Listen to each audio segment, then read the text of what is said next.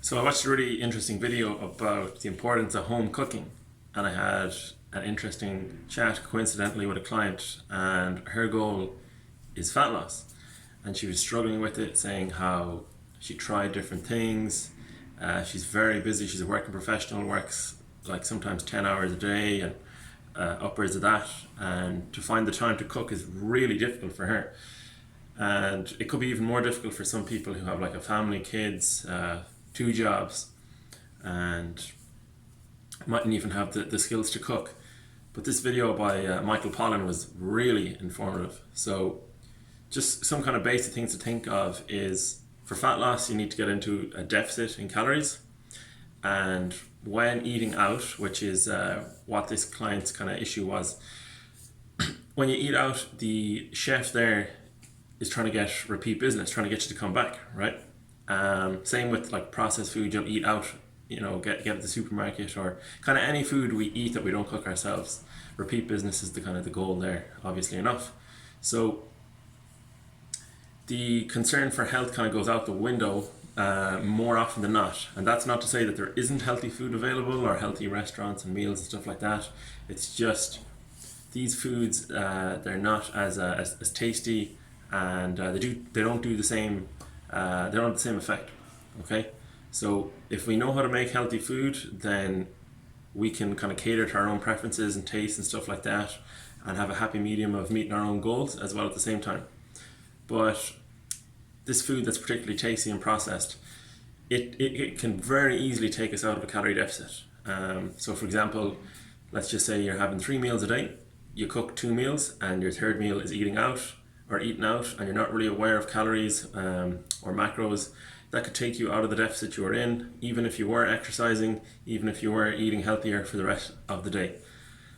And that's kind of the harsh reality of the situation. The food environment around us is not set up it's not set up with our health in mind. So it's just set up for business purposes, really. But once we're aware of that, then we can kind of adapt and make changes. So there is a group of people called, the organization or the group is the National Weight Loss Registry. So these are like a group, I think it's like 4,000 plus people, and they've managed to maintain fat loss for like a prolonged period of time. So there's like a certain standard you have to reach. So essentially these people are seen as healthy or effective dieters. They have managed to diet effectively and maintain it. And everyone has dieted for like a month or a couple of weeks and lost weight, gone straight down, and then like rebounded back up. That's usually how it goes for the majority of people. But these people have lost it and kept it off. And one of the common traits among these people is that they kind of limit the amount of times they eat out a week.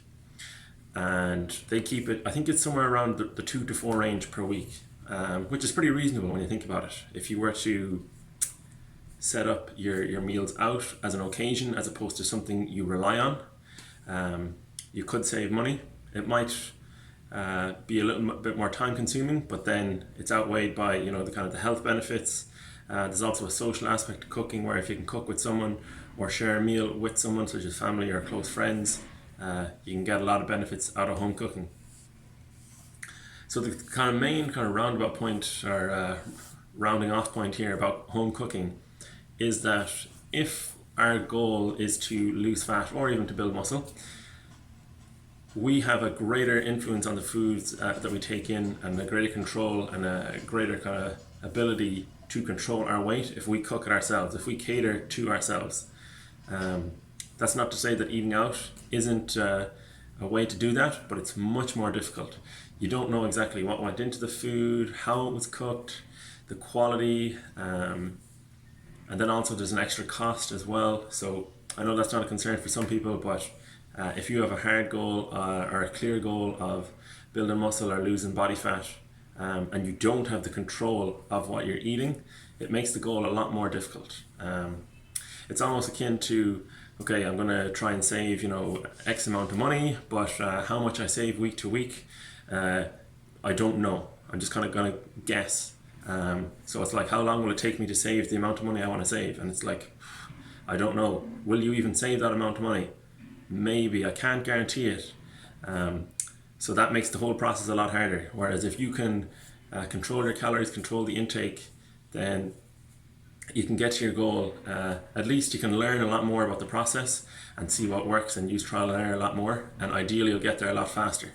So just something to consider. Home cooking, it's a back to basics approach, and you can get a lot from it in terms of the boost in confidence from cooking your own food, and use it as like a social opportunity to kind of bond with like your loved ones or whatever, and then control your calories and have improved health at the same time. So there's lots of benefits to cooking that we miss when we eat out, and it's a really important consideration, especially in the kind of digital age we're in, where you can order food like that and you don't really know what's in it. So if you're struggling with fat loss or muscle gain and you're not aware of the calories you're taking in, home cooking could be a way to kind of really solve that problem nice and efficiently for you.